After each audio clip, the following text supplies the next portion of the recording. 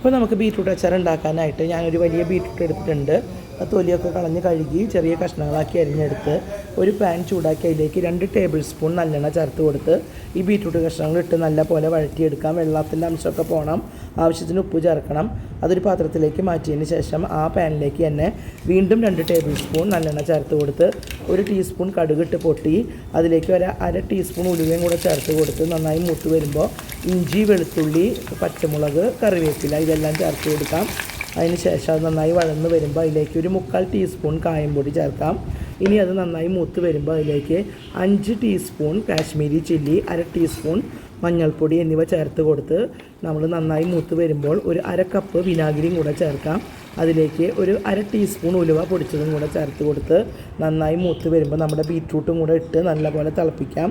ഉപ്പ് കുറവായിരിക്കും, അപ്പോൾ ആവശ്യത്തിന് ഉപ്പും കൂടെ ചേർത്ത് കൊടുത്ത് നമുക്ക് നല്ലപോലെ തിളപ്പിച്ചെടുത്ത് കഴിഞ്ഞാൽ നമ്മുടെ അടിപൊളിയായിട്ടുള്ള ബീറ്റ്റൂട്ട് അച്ചാർ ഇവിടെ തയ്യാറാണ്. അതിന് ശേഷം ചൂടാറി കഴിയുമ്പോൾ നമുക്ക് കുപ്പികളിലേക്ക് ആക്കാം. അത്രയും നല്ല ടേസ്റ്റാണ്. വളരെ രുചികരമായിട്ടുള്ള അച്ചാർ തയ്യാറാണ്.